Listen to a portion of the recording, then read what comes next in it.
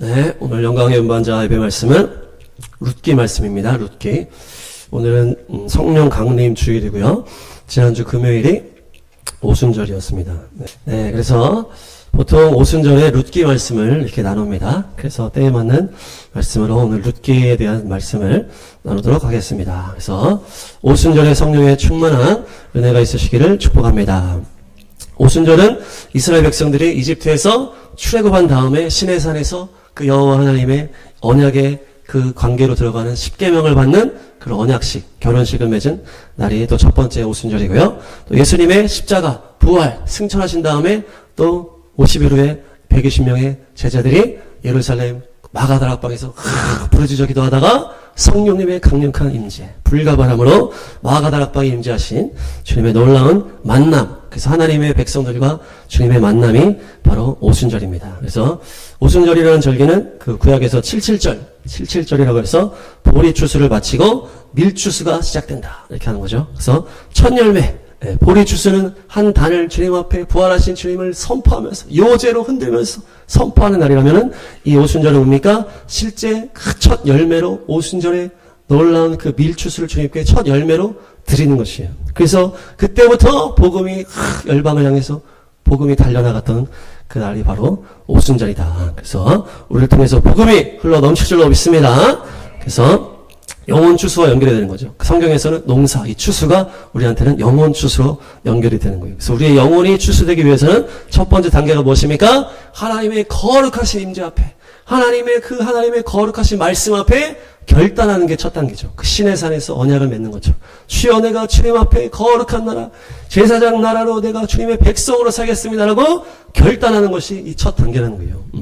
그래서 이후에 뭡니까? 오순절의 성령의 충만함으로 우리 안에 팍 들어오면서 무엇입니까? 누군가를 살려낼 수 있는, 누군가를 주님 앞에 올려드릴 수 있는 그런 강력한 의의 통로가 되는 것이 우리의 어떠한 그 믿음의 완성의 여정이라는 것이에요. 내가 주님 앞에 서서 결단을 하면서 내가 주님 앞에 거룩한 나라로 서겠습니다. 이게 첫 번째 시내산에서 일어났던 것이고, 두 번째 뭡니까? 성령의 충만한 영이 충만하게 우리 안에 들어오면서 나를 받으십시오. 줄게 드립니다. 우리 찬양했던 것처럼. 네, 나를 드립니다.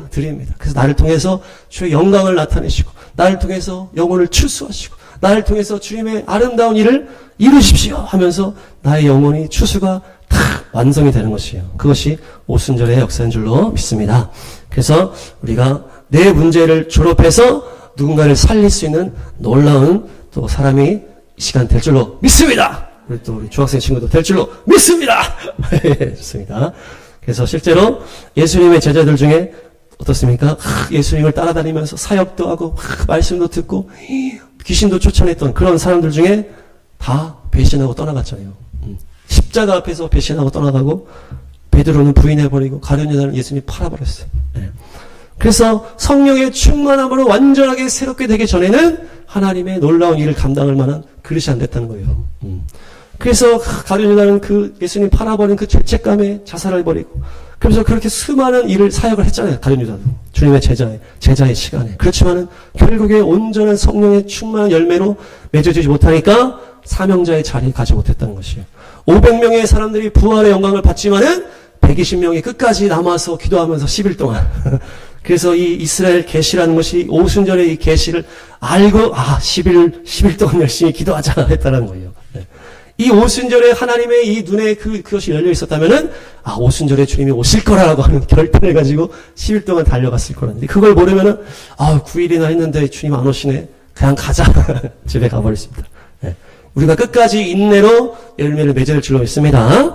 그래서 우리가 주님 앞에 거룩함으로 준비되고 누군가를 주님 앞에 올려드릴 수 있는 거룩한 존재로 나아가는 것이 바로 오순절이다. 오순절. 그래서 룻기의 말씀은 그런 복음에 대한 내용은 없는데 이 안에 아주 놀라운 비밀들이 이렇게 숨겨져 있죠. 그래서 나중에 집에 가셔서 1장에서 4장까지 한번 쫙 통독하시고 오늘 룻기의 전체적인 내용을 말씀드리겠습니다. 첫 번째는 엘리멜렉이라고 하는 주인공이 있죠.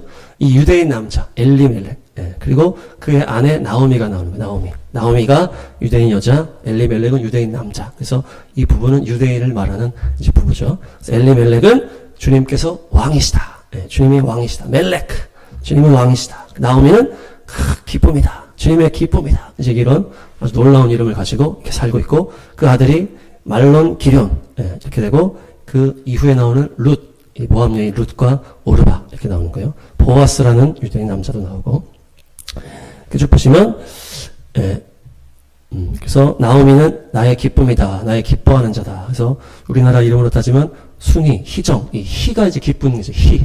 그래서 나오미는 순이 같은 이런 이름이다. 그래서 첫째 아들의 이름은 말로는 병약하다 이런 의미가 있고, 둘째 아들은 기련, 낭비라는 뜻이 있어요. 그런데 이 이름대로 이렇게 됐다는 얘기죠. 그래서 모압 여인 룻은 친구라는 뜻이 있어요. 친구. 그래서 룻은 끝까지 그 시어머니를 붙들면서 친구처럼 붙들었다. 그리고 오르바는 이 뒤통수라는 의미가 있는 거예요. 뒤를 돌리다, 머리를 돌리다, 등을 돌리다. 예. 그런데 또 목을 꺾다 이런 의미도 있어요. 뽑아버리다, 파괴시키다 이런 의미가 있어요. 이 오르바라는 이 이름 속에. 예. 보아스는 빠르다 이런 의미가 있습니다. 이 엘리멜렉이라는 유대인 남자는 베들레헴에서 사는데, 떡집이라는 이름이잖아요. 그래서 이 예루살렘 이제 밑에 동에 있는 동네인데, 어느 날 흉년이 온 거예요. 흉년. 엘리멜렉은 하나님은 왕이십니다 이런 이름이니까 주님 왕이십니다 맡기고 이 흉년을 인내로 이렇게 해야 되는데 그렇게 하지 못하고 건너편, 사해 건너편 모압 땅이 딱 보이는 거예요. 모압 땅은 이 베들레헴 땅보다 이 지대가 높고, 예, 그 모압 옆에 높은 산이 있어가지고 베들레헴보다 비가 더 자주 온다는 거예요. 눈이 막 보인다는 거. 베들레헴은 좀 낮은데 저 모압 땅은 눈에 약간 보인다. 사해 건너편으로. 그리고 비가 막 자주 오고 베들레헴보다는 이 풍요로운 땅이라는 거예요. 그러니까 거기로 가버렸어요. 이때가 언제냐?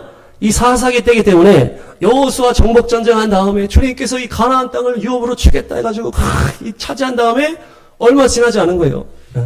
얼마 지나지 않은 하나님의 유업으로 받은 그 땅을 어떻게 했어요? 버려버리고 가버린 거예요. 이 하나님은 왕이십니다. 이 이름이 그렇게 행동하지 못했다는 거죠. 그래서 모압 땅 이방인의 땅을 가버렸어요. 하나님이 주신 땅을 버려버리고 갔다는 거예요.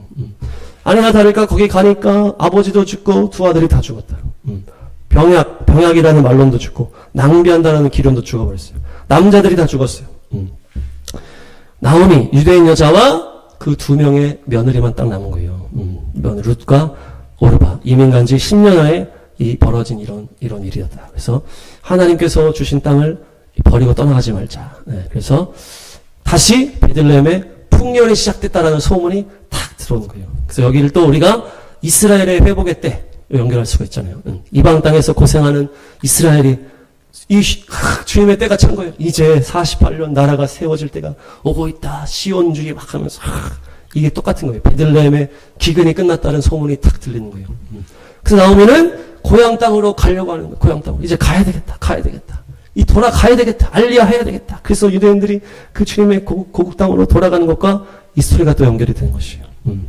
이제 가려고 하는데, 가고 있는데, 이 두 며느리가 이제 눈에 밟히는 거죠. 이 두 명이 이제 그 이스라엘 법으로는 뭐 또, 동생이 또 물려받아요. 막 그런 게 있잖아요. 그래서 내 자식도 이제 없는데 내가 언제 또 남편을 만나가지고 또 애기를 낳아서 니네 결혼시키냐. 불가능하다 하면서 너네 그냥 가라. 모압 땅으로 다시 가라. 그러면서 가다가 이제 가라 그랬어요. 가다가. 이 두 모압 여인이 선택에 딱 놓인 거예요. 시어머니 따라가기 또 나왔는데 시어머니가 탁 가지 말자고. 너는 가지 마라. 하니까 둘 다 처음에는 울면서 아유 시어머니 안 됩니다. 우리 같이 갑시다. 막 그랬어요. 둘 다. 네. 그러다가 이제 거기서 딱 나뉘는 거죠. 이 등을 돌리다가 간 오르바는 결국 등을 돌리고 떠났어. 결국 등을 돌리고 떠났어. 네. 우리는 결국 등을 돌리고 떠나는 사람이 되면 안 됩니다. 그래서 친구라고 하는 이 룻이 끝까지 시어머니를 붙들고 나는 시어머니의 친구입니다. 그러면서 끝까지 따라가겠다고 하는 거예요. 거기 말씀 한번 보겠습니다. 룻기 1장 14에서 18절. 룻기 1장 14에서 18절. 시작.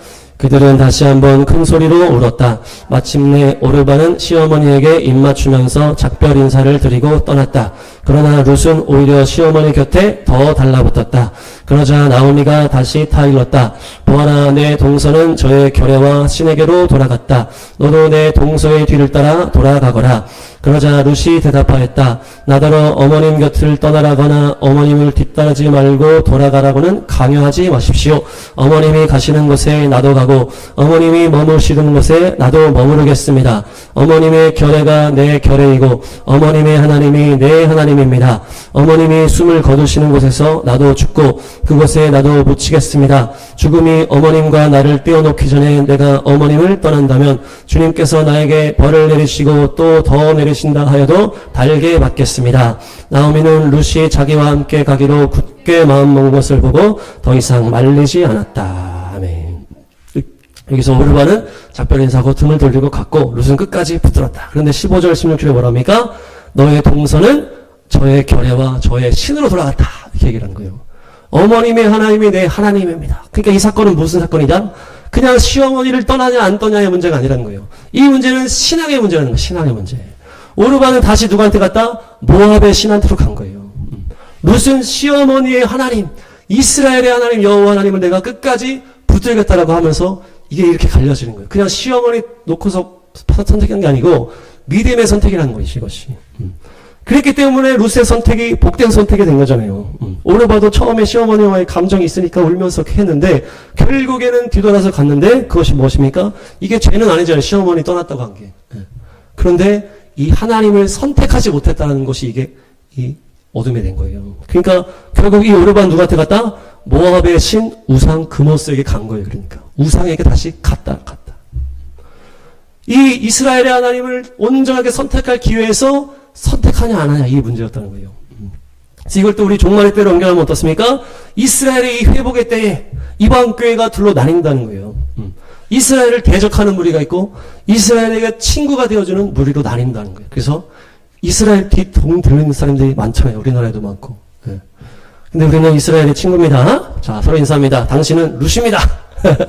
당신은 룻입니다. 아, 룻입니다.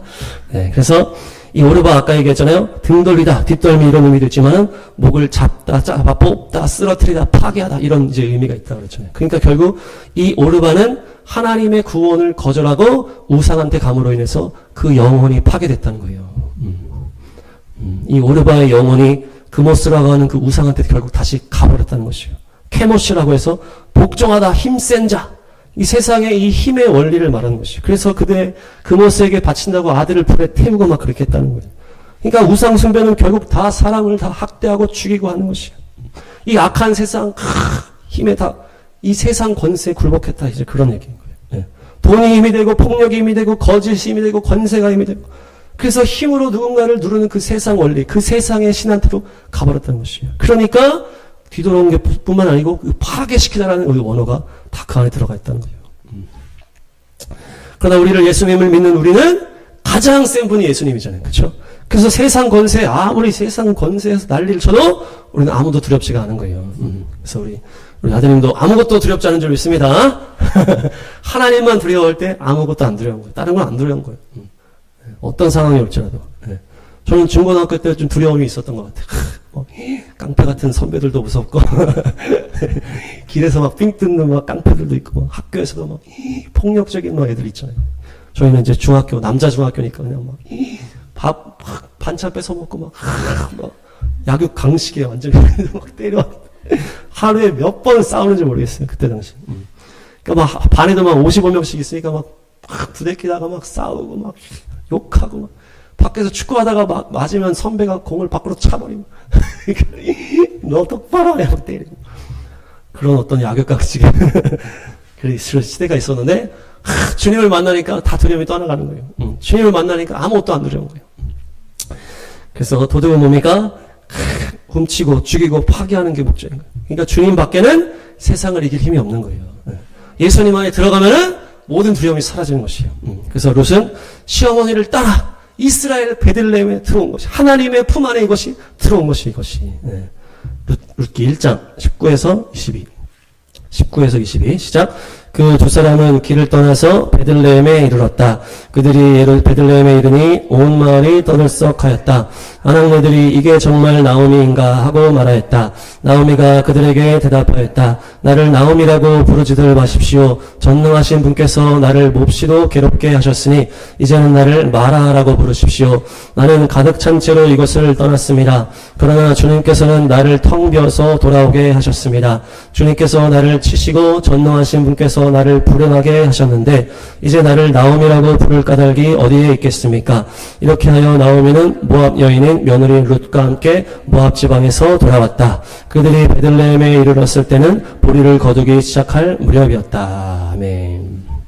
그래서 베들레헴에 돌아오니까 완전히 꼴이 장난 아니잖아요. 예. 남자들이 아무도 없으니까 제대로 일을 하지도 못하고 그렇게 해서 네가 이렇게 됐냐 어떻게 나오미야. 내가 나오미가 아니다. 이제 나는 마라다. 나는 완전 괴롭다. 주님께서 나를 이렇게 나를 텅 비어서 돌아오게 하셨다. 주님께서 나를 치셨다. 전능하신 분이 나를 불행하게 하셨다. 그렇기 때문에 내가 나오미가 될 수가 없다는 기쁨이 아니란 거예요. 네, 마치 그 홀로코스트를 통과한 그 유대인들의 심령과 같죠. 전능하신 분이 나를 불행하게 하셨다. 그래서 우리가 중요합니다. 우리가 유대인들을 더 위로하고 룻과 같이 친구가 돼서 그들을 축복할 때 이들이 더 뒤에 완전하게 회복이 되는 것이에요. 그래서 무엇입니까?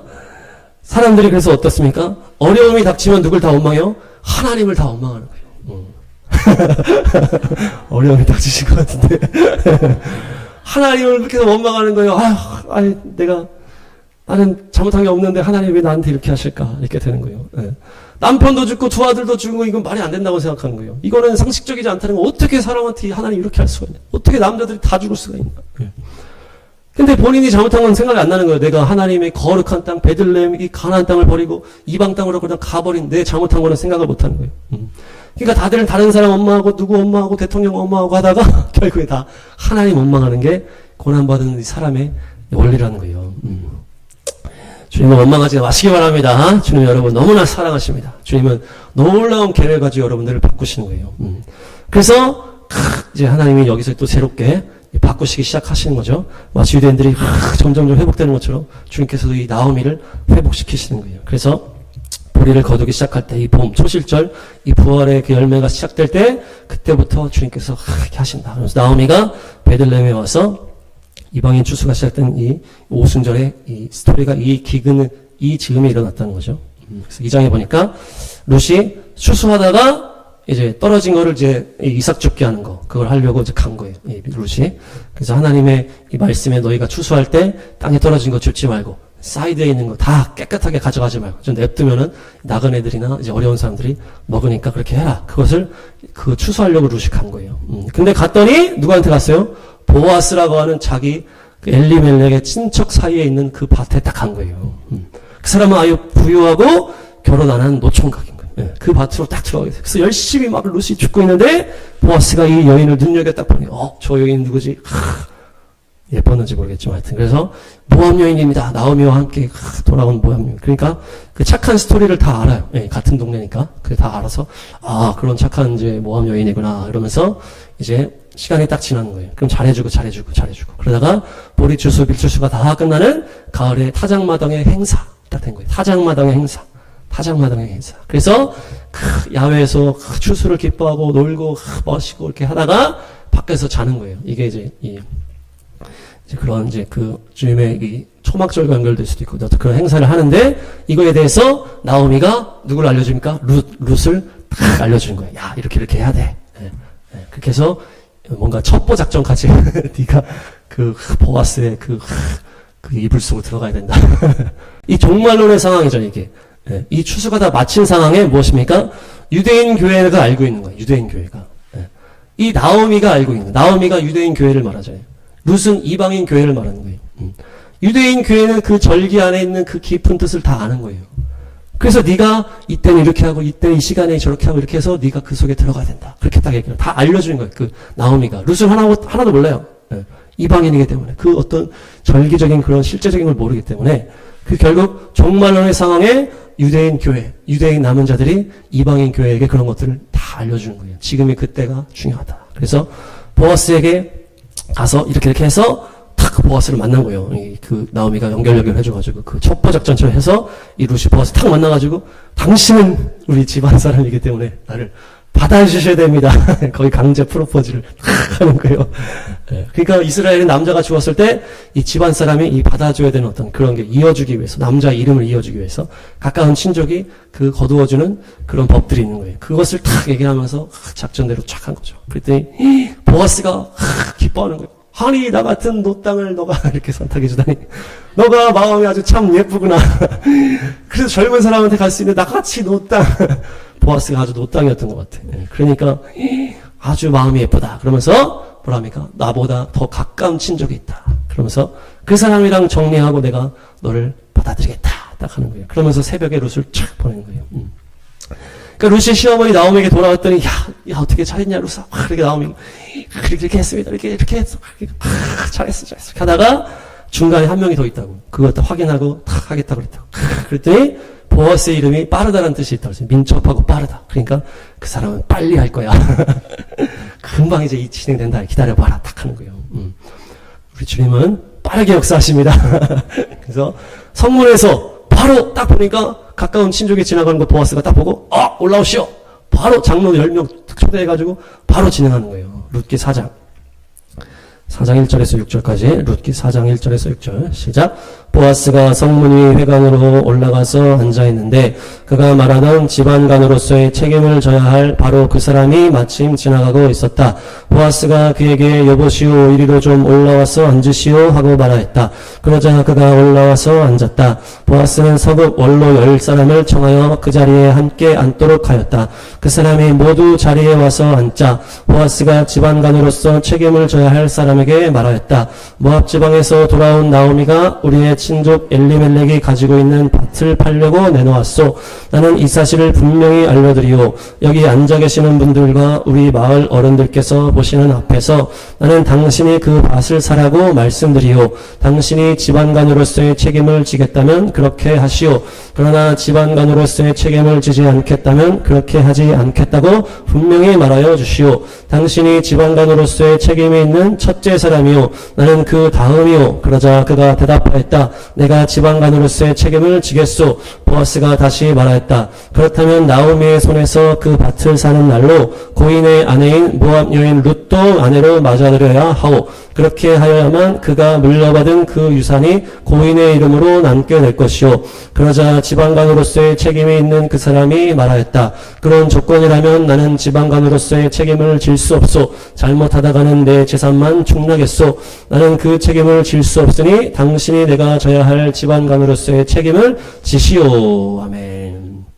그러니까 그 관련된 사람이 그 밭을 사야 그 유산이 흩어지지 않기 때문에 그 같은 계통에 있는 그 집안 사람이 이 밭을 사줘야 돼요. 밭을 사주면 이제 그것으로 인해서 또 룻과 나오미가 이제 도움을 받고 또 근데 그 밭에 그 이름을 유지를 해야 된다는 거예요. 나오미가 있기 때문에. 그래서 나오미가 룻이 있기 때문에 룻을 받아들여서 그 남편의 이름으로 이어가야 된다는 거예요. 그렇게 하니까 처음에는 그냥 밭을 받는다고 했을 때는 사겠다고 한 거예요. 내가 받아들이겠어. 그랬더니 그게 아니고 이 아내도 받고 그 이름을 나중에 바꿔줘야 된다. 그렇게 하니까 나중에 이 사람이 이제 아내가 있으니까 그 이름으로 빼앗길 수 있다는 거예요. 자기 재산이 다시 나중에 축날 수 있다. 그렇기 때문에 내가 그렇게 할 수 없다. 이 여인 내가 아는 사람도 아니고 그렇게 해서 책임을 질 수가 없다. 이렇게 하는 거예요. 이것이 바로 기업 물을 짜 그 개념이잖아요. 집안관으로서 책임을 지다. 그래서 원어가 게울라 가알이 따릅니다. 게울라 가알. 게울라는 친족, 구속 이런 뜻이에요. 그래서 기업 물을 짜 집안관으로서의 책임이 있는 사람 이런 뜻인데, 그러니까 레위기 律법에 보면은 누군가가 내가 형편이 어려워져서 종으로 내가 팔려왔어. 그러면은 그 가까운 친족이 그 종을 다시 구제해 줄 수 있다는 거예요. 만약에 내가 친척 중에 돈이 많은 사람이 있으면 내가 돈이 없어가지고 이렇게 있을 때 빚더미 있을 때 그 친척이 갚아줄 수 있다. 그런 얘기죠. 네, 아주 좋은 제도 같아요. 그래서 만약에 제가 개쫓기 하느라 힘듭니다. 1,000만 원만 달려주십시오 하면서 제가 막 친척들 다 찾아다니면 친척들이 다 저를 멀리하겠죠. 그렇지만 율법은 아주 주님의 선하신 법. 친척들이 형편이 좋은 친척이 있으면 어려운 니네 가족들을 친척들을 걷어줄 수 있어야 된다. 사줄 수 있어야 된다. 그 얘기예요. 그 책임을 진다는 거예요. 그래서 나오미의 밭을 친족이 사줘서 그것으로 이 나오미가 또 회복이 되고 또 룻의 이름으로 그렇게 해서 유산이 이제 흘러가지 않도록, 딴 데로 가지 않도록 이렇게 해줘야 된다. 룻이 없었다면은 살만할 수 있는데 룻이 함께 사야 되고 나중에 다시 돌아갈 수 있기 때문에 계산을 딱 해서 딱 거절을 하니까 이제 누가 삽니까? 룻을 사랑하는 보아스가 사는 거예요. 예. 룻한테 반해버렸잖아요. 이 노총각 보아스가 룻에게 반해버렸어. 그래서 네가 안 산다면 내가 사겠다. 내가 사겠다. 친족이라서 사는 것이 아니고 어떤 친족이에요? 사랑하는 친족이에요. 사랑하는 친족. 이것이 대속의 원리, 대속의 원리. 그래서 게울라 가할이라 했을 때 가할이 대속하다, 속량하다, 구속하다, 대신 집을 해주다라는 뜻이 이 가할의 가할. 어려움에 빠진 종살이로 고생하는 자를 이 친족 중에 사랑하는 자가 대속해주는 것이 가할이고 그것이 속량이고 그것이 바로 사랑이라는 것이에요. 그래서 보아스가 결국 다윗의 이 조상이 되고 다윗의 자손 예수님이 결국 보아스와 연결이 되는 것입니다. 그래서 예수님께서 저와 여러분들을 대신 사주신 것이에요. 대신 사주셨다. 그것이 바로 오순절과 연결이 딱 되는 거잖아요. 오순절은 이방인이 구원받는 날이 오순절이잖아요. 이방 여인 룻이 보아스로 인해서 구원을 받는 것이에요. 그래서 보아스가 룻을 사랑하는 것처럼 예수님이 여러분들을 사랑하신 줄 믿습니다. 그래서 대신 사주신 것이 대신 사주셨다. 네. 그 이방신 그 금오스와 같은 이 더러운 사탄에게 팔려가지고 이 죄악 가운데 있는 우리를 불쌍히 여기셔서 죄의 값을 대신 지불하고 속량하셨다. 대속하셨다. 그래서 마귀에게서 건져서 사랑의 아들의 나라로 이끌어 주셨다는 것이에요. 네, 그래서 나오미는 무엇입니까? 시어머니의 하나님, 이스라엘의 하나님인 거예요. 그래서 우리나라가 처음에 예수님 딱 전할 때 뭐라 그랬어요? 네가 왜 서양신을 섬기냐 이렇게 했잖아요. 네.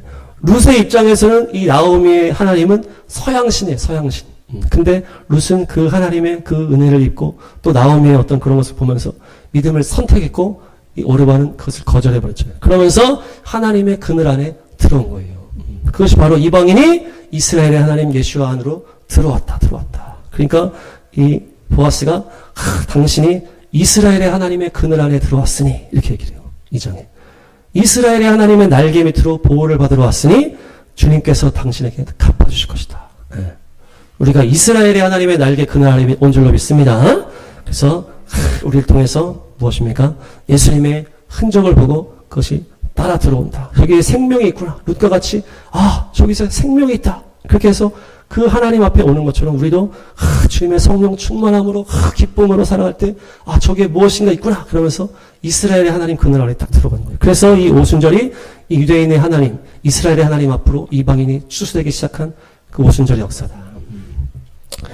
네, 레위기 25장만 보고 마치겠습니다. 레위기 25장 48절 시작. 종으로 팔려간 다음이라 하더라도 그는 종으로 팔릴 때에 받은 값을 되돌려주고 풀려날 권리가 있다. 그의 친척 가운데 누군가가 값을 대신 치르고 그를 데려올 수 있으며 삼촌이나 사촌이 그를 데리고 나올 수도 있고 그의 가문에 속한 살부치가 그를 데리고 나올 수도 있다. 네. 여기서 삼촌이나 사촌이 나오잖아요.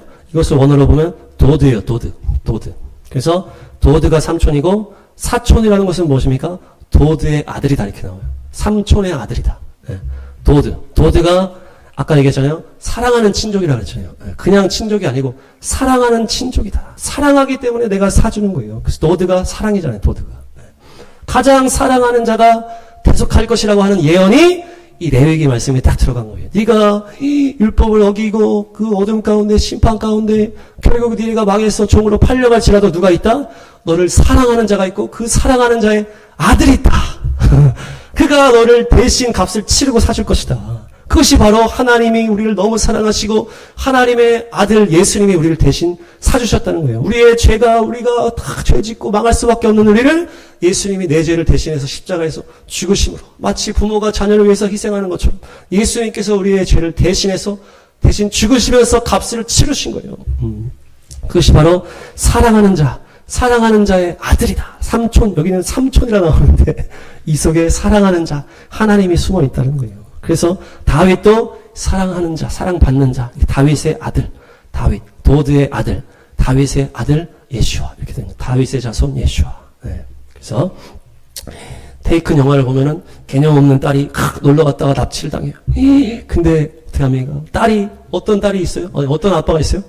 특수부대 아빠가 있는 거예요. 그래가지고 그 딸을 구하겠다고 해가지고 결국 딸을 찾아오고 걔네 다 죽여버리잖아요. 네. 여러분을 그렇게 사랑하시는 분이 바로 그런 아버지시다. 그래서 전능하시기 때문에 여러분들을 살려내셨다는 거예요.